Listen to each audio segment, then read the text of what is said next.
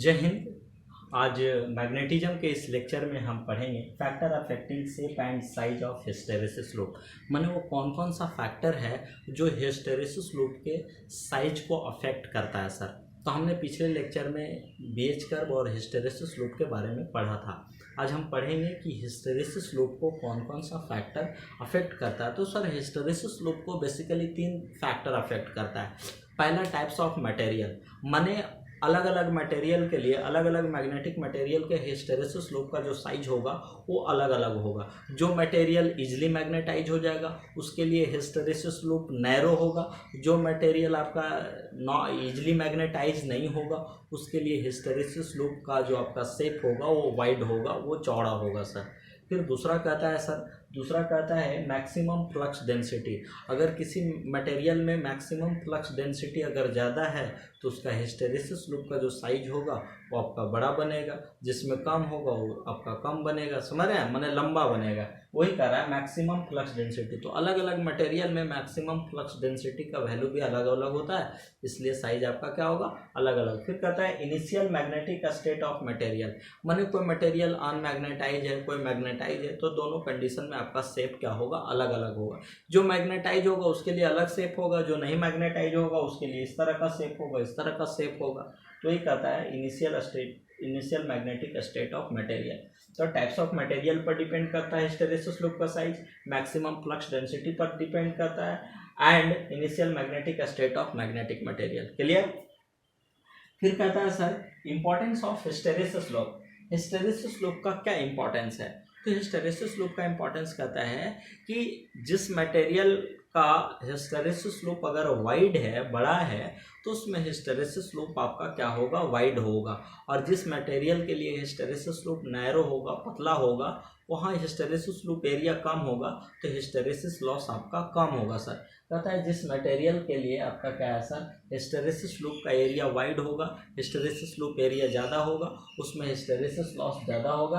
और जिस मटेरियल के लिए हिस्टेरेसिस लूप एरिया छोटा होगा उसमें हिस्टेरेसिस लॉस आपका क्या होगा सर, कम होगा। मैं आपको हिस्टेरेसिस लॉस के बारे में पढ़ाऊंगा।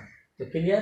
तो ये जैसे हमने दिखाया गया, ये सिलिकॉन स्टील है, सिलिकॉन स्टील समझ रहे हैं। तो सिलिकॉन स्टील के लिए आपका क्या होता है, हिस्टेरेसिस लूप एरिया नैरो होता है सर, एकदम पतला होता है। माने यहाँ हिस्टेरेसिस लॉस जो होता है, हिस्टेरेसिस लॉस जो होता है वो कम होता है, बहुत कम होता है। इसलिए जो ट्रांसफार्मर कोर है, जितने भी एसी रोटेटिंग मशीन देख रहे हो, सबके लिए हमारा जो कोर है वो हम सिलिकॉन स्टील का बनाते हैं। क्यों? क्योंकि सिलिकॉन स्टील के लिए हिस्टेरेसिस लूप एरिया नैरो होता है, कम होता है, इसलिए यहाँ जो हिस्टेरेसिस के कारण जो लॉस होता है वो बहुत कम होता है सर।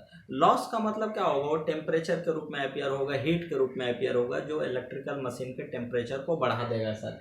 तो आपका सिलिकॉन स्टील का कोर बना देने से आपका क्या होगा, ट्रांसफार्मर में, इलेक्ट्रिकल रोटेटिंग मशीन में, तो उसके लिए हमारा क्या होगा, हिस्टेरेसिस लूप का एरिया छोटा होता है सिलिकॉन स्टील के, इसलिए हिस्टेरेसिस लॉस आपका क्या होगा, कम होगा। लेकिन हार्ड स्टील के लिए क्या होता है, हार्ड स्टील के लिए आपका क्या होता है सर, हिस्टेरेसिस लूप एरिया आपका क्या होता है सर, वाइड होता है। तो आपका हिस्टेरेसिस लूप एरिया बड़ा हो जाएगा तो हिस्टेरेसिस लॉस यहाँ क्या हो जाएगा, हाई हो जाएगा।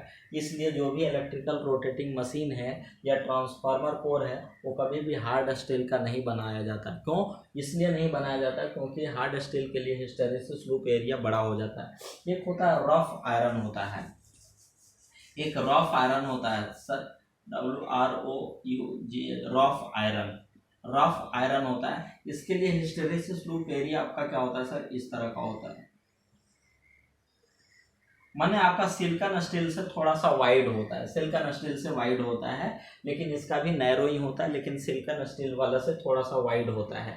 तो आपका जो भी आपका इलेक्ट्रोमैग्नेट जो होता है वो रफ आयरन का बनाया जाता है। इलेक्ट्रोमैग्नेट का जो कोर है, कोर जिस पर कॉइल वुंड होता है, वो रफ आयरन का बनाया जाता है। समझ रहे हैं? क्योंकि इसके लिए भी हिस्टेरेसिस लूप एरिया आपका क्या होता है सर, नैरो होता है। यहाँ से आपको समझ में आया होगा इतना कि हिस्टेरेसिस लूप किस पर डिपेंड करता है, साइज किस पर डिपेंड करता है, टाइप्स ऑफ मटेरियल पर डिपेंड करता है, मैक्सिमम फ्लक्स डेंसिटी पर डिपेंड करता है, फिर आपका किस पर, initial magnetic state of material पर डिपेंड करता है। समझ रहे हैं? उस पर डिपेंड करता है सर। अब हम आपको बता रहे हैं ना कि आपका सर मैग्नेटिक मटेरियल बेसिकली 2 तरह के होते हैं। जो आपका फेरोमैग्नेटिक मटेरियल होता है वो दो तरह का होता है। फेरोमैग्नेटिक मटेरियल दो तरह का होता है। फेरो जो मैग्नेटिक होता है सर वो दो तरह का होता है। पहला होता है सॉफ्ट फेरोमैग्नेटिक मटेरियल।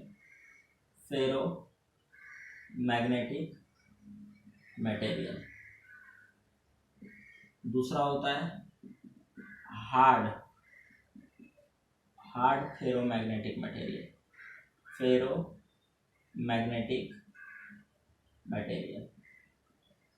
तो देखो फेरोमैग्नेटिक के हार्ड फेरोमैग्नेटिक किसको बोलेंगे, सॉफ्ट फेरोमैग्नेटिक किसको बोलेंगे। तो वैसा फेरोमैग्नेटिक मटेरियल जिसके लिए हिस्टेरेसिस लूप एरिया नैरो होता है, हिस्टेरेसिस लूप पतला होता है, उसको हम सॉफ्ट फेरोमैग्नेटिक मटेरियल बोलते हैं। क्या बोलते हैं सर, सॉफ्ट फेरोमैग्नेटिक मटेरियल बोलते हैं। और वैसा मैग्नेटिक मटेरियल जिसके लिए आपका क्या है सर, हिस्टेरेसिस लूप वाइड होता है, हिस्टेरेसिस लूप एरिया ज़्यादा होता है, बड़ा होता है, उसको हम क्या बोलते हैं सर, हार्ड फेरोमैग्नेटिक मटेरियल बोलते हैं। तो कहता है कि जिस मैग्नेटिक मटेरियल के लिए हिस्टेरेसिस लूप एरिया नैरो होता है, पतला होता है, उसको हम सॉफ्ट फेरोमैग्नेटिक मटेरियल बोलते हैं। और जिस मैग्नेटिक मटेरियल के लिए हिस्टेरेसिस लूप एरिया आपका क्या सर, वाइड होता है, चौड़ा होता है, उसको हम क्या बोलते हैं, हम हार्ड फेरोमैग्नेटिक मटेरियल बोलते हैं। क्लियर। तो हार्ड फेरो हम थोड़ा सा हम कैटेगराइज कर देते हैं सॉफ्ट फेरोमैग्नेटिक मटेरियल। यहाँ प्रॉपर्टी लिख देते हैं, प्रॉपर्टीज लिख देते हैं। आपका क्या है, सॉफ्ट फेरोमैग्नेटिक, सॉफ्ट मैग्नेटिक ही लिख दो ना, soft magnetic material, hard magnetic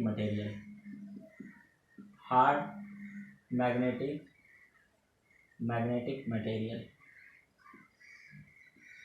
देखो प्रॉपर्टीज क्या, पहला हिस्टेरेसिस लूप है, हिस्टेरेसिस लूप, इसमें क्या हो जाएगा, नैरो हो जाएगा। आपका क्या हो जाएगा सर, इसका नैरो हो जाएगा और इसका आपका क्या हो जाएगा, वाइड हो जाएगा। इसका रिटेंटिविटी क्या हो जाएगा, रिटेंटिविटी लो होगा, इसका हाई होगा। समझ रहे हैं सर। हाँ, रिटेंटिविटी इसका लो हो जाएगा। इसका एप्लीकेशन क्या हो जाएगा, एप्लीकेशन कहाँ करते हैं, इलेक्ट्रोमैग्नेट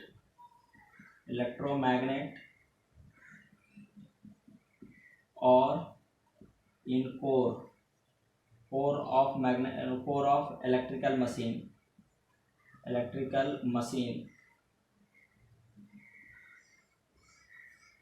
आपका क्या हो जाएगा सर, इसका परमानेंट मैग्नेट बनाने में यूज करते हैं, परमानेंट मैग्नेट। हाँ, और हम थोड़ा सा प्रॉपर्टी लिख देते हैं, आपको हम प्रॉपर्टी हम लिख देते हैं। फिर आपका क्या है सर, इसका भी रिटेंटिविटी इसका भी हाई ही होता है। हाँ, इसका और तीसरा आपका क्या होता है सर, कोहेर्सिविटी, COER कोहेर्सिविटी, इसका लो होना चाहिए और इसका हाई होता है सर, इसका लो होता है, इसका हाई होता है। आपका क्या होता है, सैचुरेशन फ्लक्स डेंसिटी। चलो रहने दो, इतना से हम डिस्कस करते हैं। कहता है सर सॉफ्ट फेरोमैग्नेटिक मटेरियल और हार्ड फेरोमैग्नेटिक मटेरियल। वैसा मैग्नेटिक मटेरियल जिसके लिए हिस्टेरेसिस लूप आपका नैरो होता है, आपका पतला होता है सर, उसको हम सॉफ्ट फेरोमैग्नेटिक मटेरियल बोलेंगे, या जो समझो इजीली मैग्नेटाइज हो जाता है। हार्ड फेरोमैग्नेटिक मटेरियल जिसके लिए हिस्टेरेसिस लूप एरिया वाइड होता है सर, वाइड, उसको हम क्या बोलते हैं, हार्ड फेरोमैग्नेटिक मटेरियल बोलते हैं। पहला क्या सर, प्रॉपर्टी क्या है, देखो प्रॉपर्टी में पहला है हिस्टेरेसिस लूप। आपका सॉफ्ट फेरोमैग्नेटिक मटेरियल के लिए नैरो होता है, माने इस तरह होगा, इस तरह का होगा, नैरो होगा। और इसके लिए क्या होगा सर, इसके लिए आपका वाइड हो जाएगा, इसके लिए वाइड हो जाएगा। समझ रहे हो, इसके लिए आपका क्या हो जाएगा सर, इसके लिए आपका वाइड हो जाएगा, इसके लिए आपका क्या हो जाएगा, वाइड हो जाएगा। समझ रहे हैं, इसके लिए आपका वाइड हो जाएगा। और कहता है रिटेंटिविटी, इसका भी हाई होता है, इसका भी हाई होता है। क्यों, क्योंकि जिस प्रॉपर्टी के कारण कोई मैग्नेटिक मटेरियल अपने अंदर रेसिडुअल मैग्नेटिज्म को रिगेन करता है, रिटेन रखता है, बनाए रखता है, उसी प्रॉपर्टी को तो हम क्या बोलते हैं, रिटेंटिविटी बोलते हैं। तो यहाँ भी देखो रेसिडुअल मैग्नेटिज्म आपका क्या है, ज़्यादा है, यहाँ भी रेसिडुअल मैग्नेटिज्म इसका क्या होता है, ज़्यादा होता है, इसलिए रिटेंटिविटी इसका भी हाई होगा और इसका भी क्या होगा, हाई होगा। अब एप्लीकेशन क्या करता है, जो सॉफ्ट फेरोमैग्नेटिक मटेरियल है बेसिकली आपका इलेक्ट्रोमैग्नेट बनाने के लिए यूज करते हैं। इलेक्ट्रोमैग्नेट क्या है सर, कहता है कि जब किसी हम सॉफ्ट आयरन के कोर पर हम किसी कॉइल को वुंड कर देते हैं ना सर, जब किसी सॉफ्ट आयरन के कोर पर हम कॉइल को वुंड कर देते हैं और इसमें यदि हम करंट फ्लो करते हैं सर, इस तरह करंट फ्लो करते हैं, तो देखो यहाँ क्या हो जाएगा, यहाँ नॉर्थ पोल क्रिएट हो जाएगा, यहाँ साउथ पोल क्रिएट हो जाएगा, इसलिए हम इसको इलेक्ट्रोमैग्नेट बोलेंगे। क्या बोलेंगे, इलेक्ट्रोमैग्नेट। जब किसी सॉफ्ट आयरन के कोर मैंने जिस पर कॉइल लपेटा होता है उस पर हम कॉइल वुंड कर देते हैं। कॉइल वुंड कीजिएगा तो अब राइट हैंड रूल लगाइए कॉइल के लिए, करंट के डायरेक्शन में 4 उंगली, तो अंगूठा क्या देगा, नॉर्थ पोल, तो ये नॉर्थ पोल है, साउथ पोल, इसका मतलब ये मैग्नेट ना बन गया। क्यों, और ये मैग्नेट किसके कारण बना है, इलेक्ट्रिसिटी के कारण बना है, इसलिए हम इसको इलेक्ट्रोमैग्नेट बोलते हैं। तो इलेक्ट्रोमैग्नेट का जो कोर होता है वो सॉफ्ट फेरोमैग्नेटिक मटेरियल का बना होता है, और जो भी ट्रांसफार्मर है या रोटेटिंग इलेक्ट्रिकल मशीन है लाइक मोटर, जनरेटर, जहाँ भी आपका क्या होता है सर, जो आपका साइकिल ऑफ मैग्नेटाइजेशन में होता है या अल्टरनेट मैग्नेटिक फील्ड में होता है या वायरिंग मैग्नेटिक फील्ड में होता है, तो आपका क्या होता है, वहाँ हम जो कोर बनाते हैं वो हम सॉफ्ट फेरोमैग्नेटिक मटेरियल का बनाते हैं, जैसे सिलिकॉन स्टील आपका सॉफ्ट फेरोमैग्नेटिक मटेरियल का एग्जांपल है। Silicon steel is the example of soft ferromagnetic material. हाँ, तो जो भी इलेक्ट्रोमैग्नेट है या core of electrical machine like transformer और rotating electrical machine like motor, generator, जो आपका साइकिल ऑफ मैग्नेटाइजेशन में होता है या अल्टरनेट मैग्नेटिक फील्ड में होता है, वहाँ आपका हिस्टेरेसिस लॉस होता है। और हिस्टेरेसिस लॉस अगर ज़्यादा कब होगा, जब हिस्टेरेसिस लूप एरिया बड़ा होगा। कम कब होगा, जब हिस्टेरेसिस लूप एरिया छोटा होगा। तो आपका सिलिकॉन स्टील के लिए तो हिस्टेरेसिस लूप एरिया छोटा होता है, इसलिए सिलिकॉन स्टील का ही बनाते हैं, और सिलिकॉन स्टील आपका सॉफ्ट फेरोमैग्नेटिक मटेरियल का आपका एग्जाम्पल है। अब तरह हार्ड फेरोमैग्नेटिक मटेरियल ना, उसके लिए हिस्टेरेसिस लूप एरिया ज़्यादा होता है सर। हिस्टेरेसिस लूप एरिया आपका क्या होता है सर, ज़्यादा होता है। हिस्टेरेसिस लॉस आपका बड़ा ज़्यादा होगा, उसमें हाई होगा हिस्टेरेसिस लॉस, इसलिए हम ट्रांसफार्मर का कोर या इलेक्ट्रोमैग्नेट बनाने में हम उसका यूज नहीं करते हैं। बेसिकली हार्ड मैग्नेटिक मटेरियल का आपका एग्जाम्पल है आपका क्रोम स्टील, आपका alnico, chrome steel, tungsten steel, ये सब जो एग्जांपल है वो सब हार्ड फेरोमैग्नेटिक मटेरियल का एग्जांपल है। और एल्निको का जनरली यूज करके या परमिलॉय का जनरली यूज करके हम परमानेंट मैग्नेट बनाते हैं। परमानेंट मैग्नेट माने वो जल्दी डीमैग्नेटाइज नहीं होगा। परमानेंट मैग्नेट का इसका मतलब कोहेर्सिव फोर्स ज़्यादा देना पड़ेगा। कोहेर्सिव फोर्स क्या है, मैग्नेटाइजिंग फोर्स का वह पहलू जिसके लिए रेसिडुअल मैग्नेटिज्म जीरो हो जाए, माने उसको डीमैग्नेटाइज कर दें। देखो इधर बढ़ाएंगे तो आकर के जीरो हो जाएगा, मैंने जीरो हो गया, मैंने अब मैग्नेटाइज नहीं है, मैंने मैग्नेटिज्म ख़त्म हो गया है। तो कहता है कि आपका हार्ड मैग्नेटिक मटेरियल के लिए कोहेर्सिविटी ज़्यादा होता है, मैंने उसको डीमैग्नेटाइज करने के लिए ज़्यादा कोहेर्सिव फोर्स की रिक्वायरमेंट होता है, ज़्यादा मैग्नेटाइजिंग फोर्स की रिक्वायरमेंट होता है, समझ रहे हैं। इसलिए लेकिन इसके लिए कोहेर्सिव फोर्स कम होता है। कोहेर्सिव फोर्स सॉफ्ट मैग्नेटिक मटेरियल के कम होता है, लेकिन इसके लिए आपका क्या होता है सर, ज़्यादा। इसका यूज हम परमानेंट मैग्नेट बनाने के लिए यूज करते हैं। इसका यूज हम सॉफ्ट फेरोमैग्नेटिक मटेरियल का यूज हम इलेक्ट्रोमैग्नेट या इलेक्ट्रिकल मशीन का हम कोर बनाने में यूज करते हैं सर। इसका एग्जाम्पल क्या है, परमिलॉय और alnico, chrome steel, tungsten steel,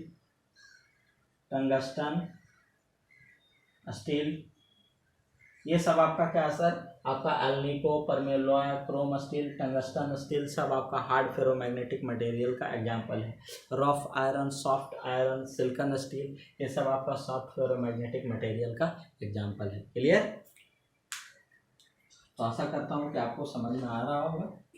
हाँ, इलेक्ट्रोमैग्नेट हमने बताया था कि जब किसी फेरोमैग्नेटिक मटेरियल पर, सॉफ्ट फेरोमैग्नेटिक मटेरियल के कोर पर कॉइल वुंड कर दिया जाता है और उससे जब करंट फ्लो किया जाता है तो वो मैग्नेट बन जाता है। इसीलिए उसको हम क्या बोलते हैं, इलेक्ट्रोमैग्नेट बोलते हैं। क्यों? क्योंकि उसमें मैग्नेटिक प्रॉपर्टी इलेक्ट्रिसिटी के कारण प्रोड्यूस हुआ है, समझ रहे हैं। उसमें भी north pole south pole create हो जाता है, इसलिए हम सर उसको इलेक्ट्रोमैग्नेट बोलते हैं। क्लियर? अब हम क्या पढ़ेंगे, हिस्टेरेसिस लूप पढ़ेंगे। हिस्टेरेसिस लॉस पढ़ेंगे सर, हिस्टेरेसिस लॉस। जैसे देखो मान लो ये आपका क्या है सर, साइकिल ऑफ मैग्नेटाइजेशन है, मतलब अल्टरनेट मैग्नेटिक फील्ड है, अल्टरनेट मैग्नेटिक फील्ड। तो कहता है ना कि जैसे मान लो कि जब ये कोई मटेरियल है, ये कोई आयरन पार्ट है, आयरन पार्ट है, समझे।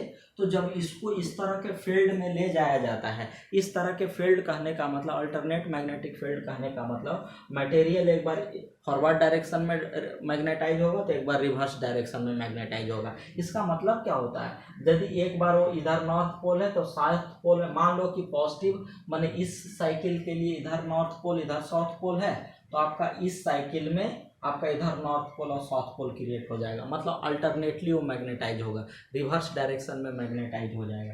तो वही कहता है कि जब किसी आयरन पार्ट को, आयरन पार्ट जो भी आयरन पार्ट है, मतलब जो भी आपका फेरोमैग्नेटिक मटेरियल वाला पार्ट है, वो जब उसको अल्टरनेट मैग्नेटिक फील्ड में या साइकिल ऑफ मैग्नेटाइजेशन में ले जाया जाता है ना सर, तब वो क्या होता है, वो एक बार फॉरवर्ड डायरेक्शन में तो दूसरे बार रिवर्स डायरेक्शन में मैग्नेटाइज होता है। तो इस तरह से क्या होता है सर, अल्टरनेट मैग्नेटिक फील्ड में ले जाने पर तो जो रिवर्स डायरेक्ट बार फॉरवर्ड एक बार रिवर्स डायरेक्शन में जो मैग्नेटाइजेशन इफेक्ट हो रहा है, तो मॉलिक्यूलर मैग्नेट उस मैग्नेटाइजेशन इफेक्ट का अपोज करता है, जिसके कारण मॉलिक्यूलर मैग्नेट के बीच फ्रिक्शन डेवलप होता है, और वही फ्रिक्शन फेरोमैग्नेटिक मटेरियल में, इट मीन्स आयरन पार्ट में आपका हीट के रूप में अपीयर होता है। इसी को हम क्या बोलते हैं, हिस्टेरेसिस लॉस बोलते हैं। हिस्टेरेसिस लॉस इसलिए बोलते हैं, क्यों हिस्टेरेसिस लॉस, क्योंकि आपका जैसे जैसे एच चल रहा है वैसे वैसे बी नहीं चलता है, माने बी आपका डिले हो जाता है। डिले क्यों हो रहा है, इसका मतलब रिवर्स मैग्नेटाइजेशन का मैग्नेटिक मटेरियल आपका मोलिकुलर मैग्नेट अपोज करता है।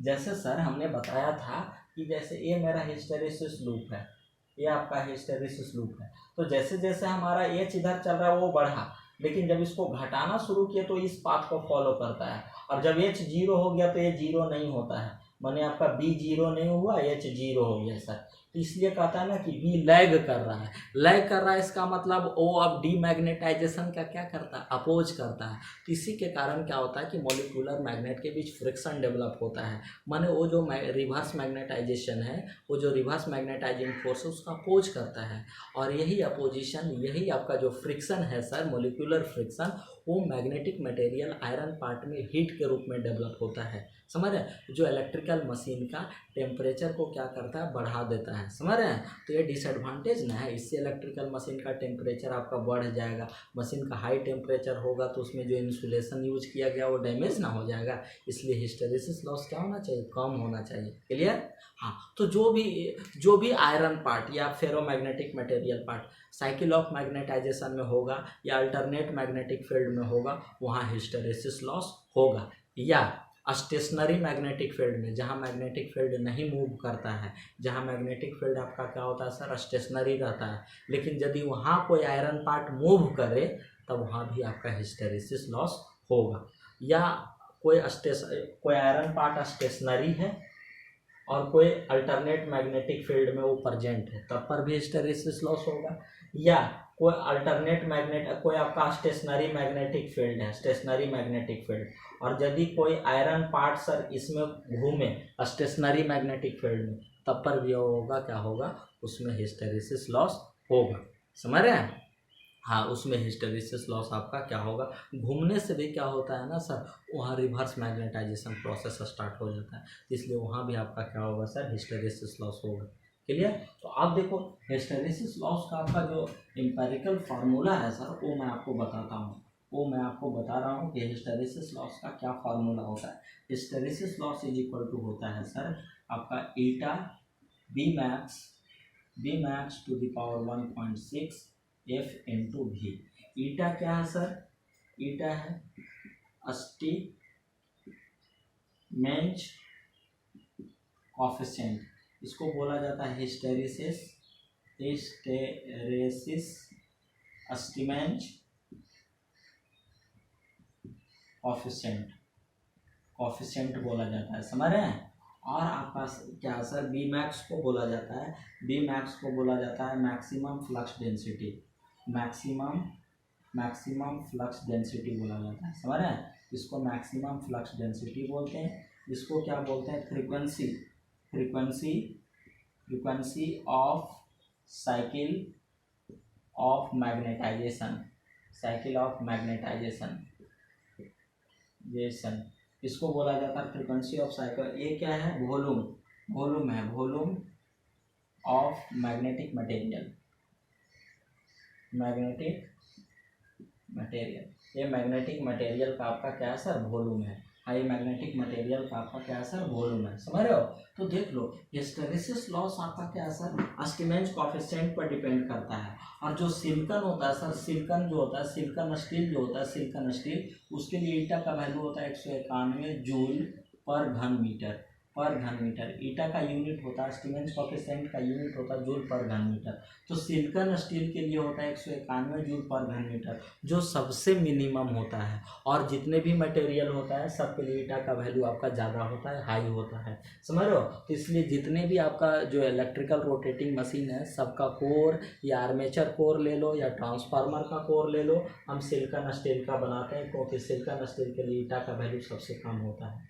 फिर आपका क्या है, sir B max, maximum flux density.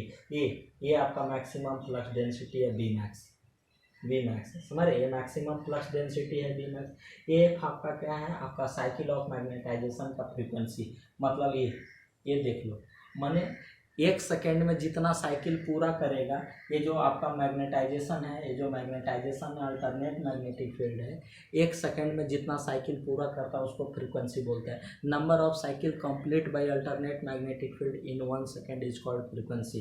तो यही आपका क्या है, साइकिल ऑफ मैग्नेटाइजेशन का आपका फ्रीक्वेंसी है सर।